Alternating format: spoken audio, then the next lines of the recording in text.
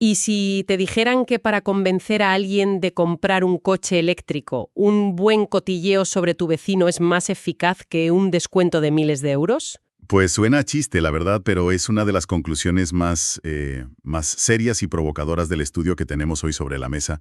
Parece que el bolsillo no es el rey que pensábamos. Bienvenida, bienvenido a este análisis en profundidad.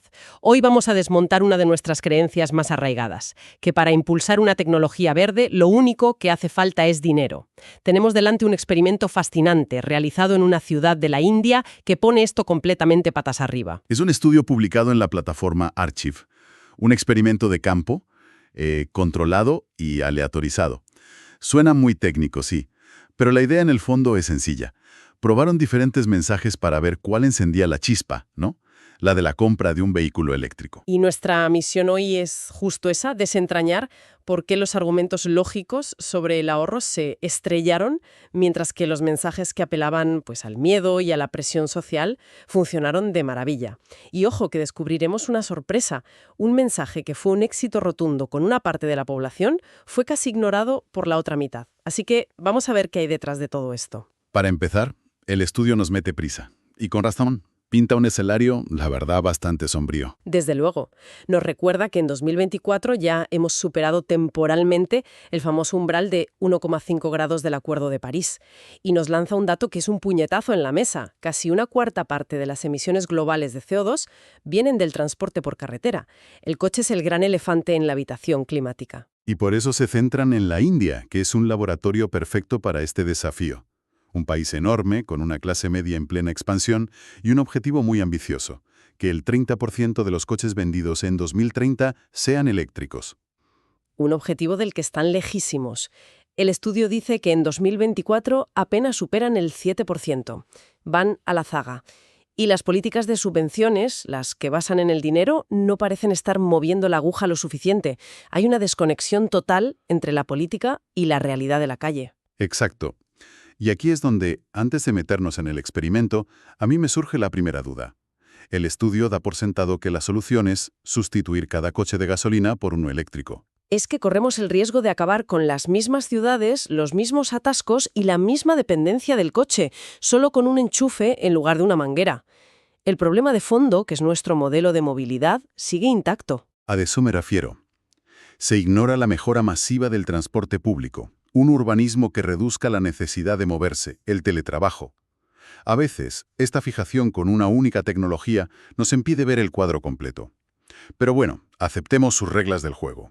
El objetivo es vender más coches eléctricos. Y la forma en que lo investigan es brillante. Aquí es donde empieza lo bueno.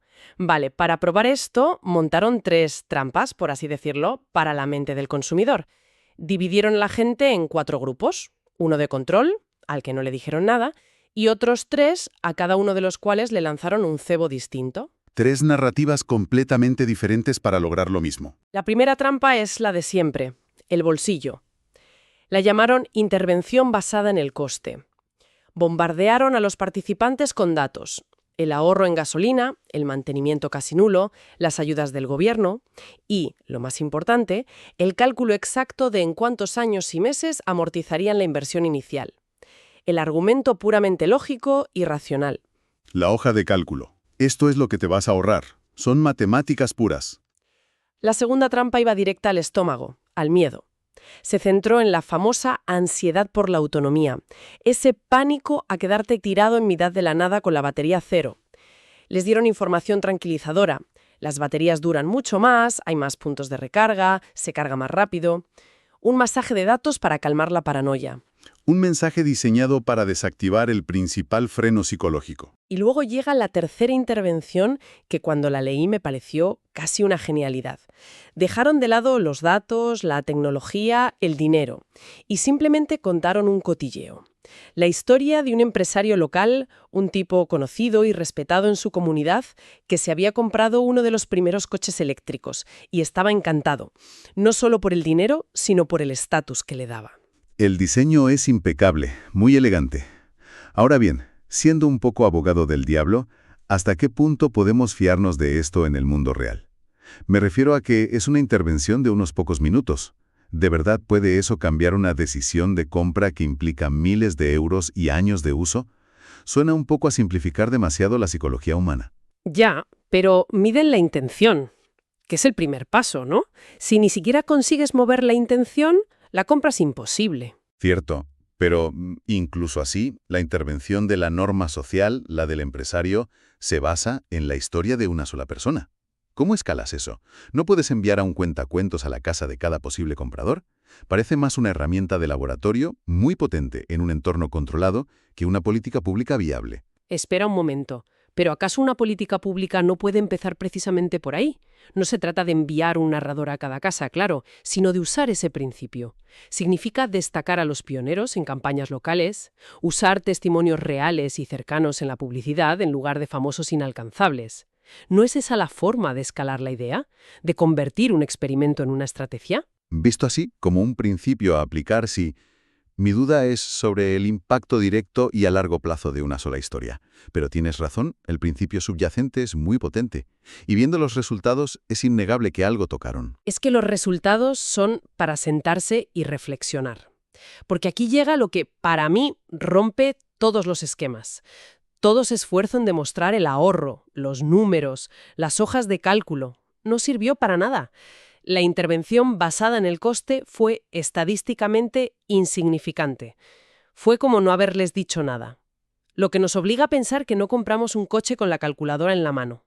O que la calculadora que usamos no solo suma y resta euros, sino también miedos, percepciones y, sobre todo, el qué dirán. Este resultado choca frontalmente con la teoría económica clásica del Homo economicus, ese ser racional que toma decisiones para maximizar su beneficio. Un valor desproporcionado al dinero que tenemos hoy en el bolsillo frente a una promesa de ahorro futuro. Los 30.000 euros que tienes que soltar ahora duelen mucho más que la promesa de ahorrarte 50 euros al mes durante los próximos 5 años. Y a eso se suma la desconfianza. La gente es escéptica por naturaleza. Piensan, ya, pero ¿y si sube el precio de la luz? ¿Y si las baterías se estropean y la reparación cuesta un dineral? ¿Y si el gobierno quita las ayudas? Es un gasto muy real y presente contra un ahorro futuro e incierto. El combate está perdido de antemano. Exacto. Pero tú antes has apuntado un matiz interesante. Quizá el problema no es que el dinero no importe. Claro, aquí es donde creo que hay que hilar fino. La explicación psicológica es válida, pero quizás la intervención no fue ineficaz, sino simplemente insuficiente. A lo mejor los ahorros que presentaron, aunque reales, no eran lo bastante grandes como para mover a nadie a superar la barrera psicológica y económica del precio de compra. O sea, no es que la gente no reaccione al dinero, es que necesitan un incentivo mucho más bestia para que la balanza se incline. Precisamente. Y el propio estudio lo reconoce al citar otras investigaciones que demuestran que los incentivos económicos sí funcionan, pero su efecto depende de muchas otras cosas, de la infraestructura de recarga, de la cultura local, de la percepción de la tecnología.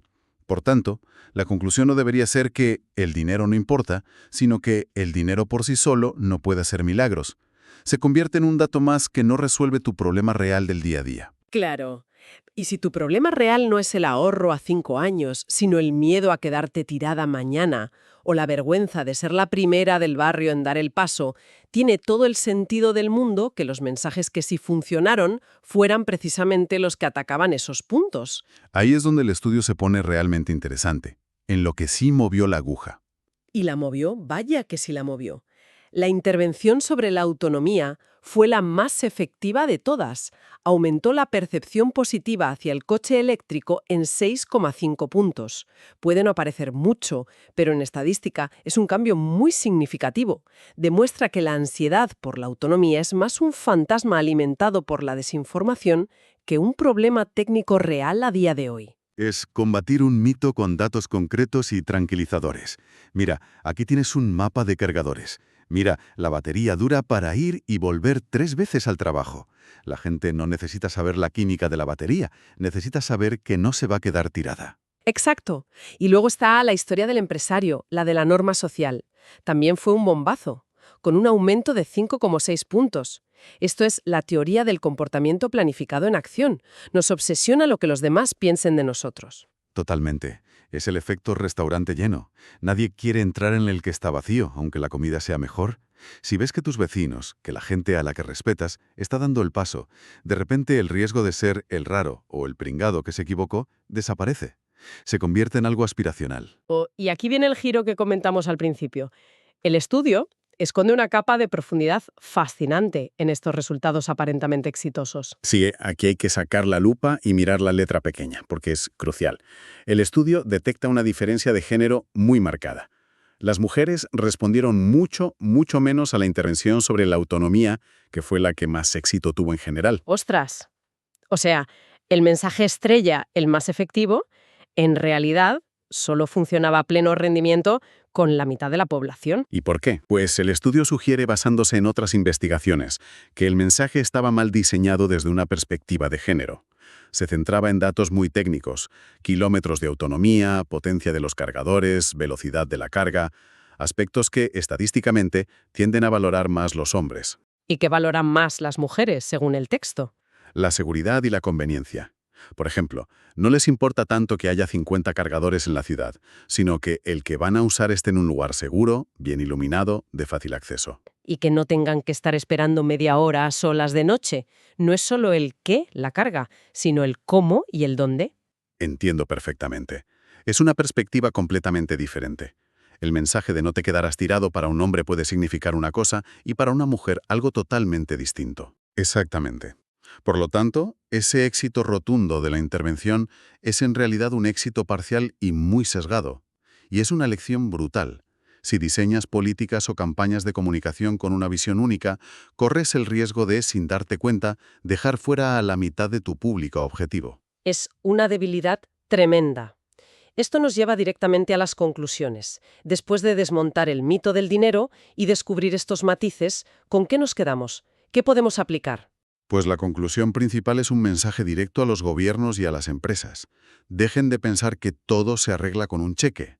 Las políticas públicas no pueden basarse solo en subvenciones. Es una estrategia coja. El estudio demuestra que hay que complementarlas con lo que llaman estrategias de comunicación blandas, que son baratas y atacan directamente las barreras psicológicas y sociales. Hay que contar mejores historias, calmar los miedos específicos de cada grupo y, sobre todo, crear una sensación de normalidad, hacer que comprarse un eléctrico sea lo normal, no lo excepcional.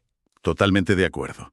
Hay que pasar de una comunicación basada en datos a una basada en empatía. Sin embargo, y el propio estudio es muy honesto en esto, tenemos que ser cautos. No podemos coger estos resultados y aplicarlos como una ley universal. Señala sus propias limitaciones, lo cual le da más credibilidad. ¿Cuáles son las más importantes? Pues la primera es de cajón. Una cosa es decir en una encuesta, sí, me encanta la idea. Y otra muy distinta, es plantarte en el concesionario y soltar 30 o 40.000 euros. El estudio mide la intención de compra, no la compra real. Del dicho al hecho, hay un trecho enorme. El último paso, el de firmar el cheque, es el más difícil, y este estudio no llega hasta ahí. Y la segunda gran limitación es lo que se llama validez externa. Esto se hizo en una ciudad de segundo nivel en la India. ¿Funcionaría igual en una megalópolis como Ciudad de México? ¿O en una ciudad europea como Estocolmo? Con contextos culturales, económicos y de infraestructura radicalmente distintos. Pues probablemente no. Es una pieza muy importante del puzzle, pero no podemos pensar que ya tenemos el puzzle completo. Entendido. Es una lección valiosísima, pero que necesita ser adaptada y testada en cada contexto. Fenomenal. Creo que lo hemos exprimido bien. Si tuviéramos que destilarlo en 3 ideas clave para que se queden grabadas. A ver qué te parece. Primera, el dinero por sí solo no basta, los incentivos económicos son insuficientes si no se atacan de frente las barreras psicológicas como el miedo o la percepción social. Segunda, la ansiedad por la autonomía es un monstruo que se alimenta de desinformación, se combate con comunicación clara, directa y, como hemos visto, adaptada a quien escucha. Y tercera, y quizás la más importante, somos seres sociales. El ejemplo de la gente que nos rodea, las historias de éxito cercanas, son herramientas de bajo coste y un impacto brutal para que una nueva tecnología se sienta segura y deseable. Resumen perfecto. Y si me permites, me gustaría dejar un último pensamiento en el aire. Una pregunta que el estudio no responde, pero que sus resultados gritan. Por supuesto, dispara. El estudio se centra en cómo influir en los consumidores. Pero si la información y las narrativas son tan poderosas para moldear la percepción, ¿qué responsabilidad tienen los gobiernos y las empresas, no solo de dar datos fríos, sino de construir activamente esas narrativas? Y no una, sino muchas. Narrativas que aborden las preocupaciones específicas de todos, como las diferencias de género que vimos. Quizás la próxima gran innovación en movilidad sostenible no sea una batería que dure 1000 kilómetros, sino una forma más empática, inclusiva y, en definitiva, más humana de comunicar. Una reflexión muy potente. No se trata solo de qué decimos, sino de cómo, por qué y sobre todo para quién lo decimos. Muchísimas gracias por acompañarnos en este análisis. Ha sido, como siempre, un placer.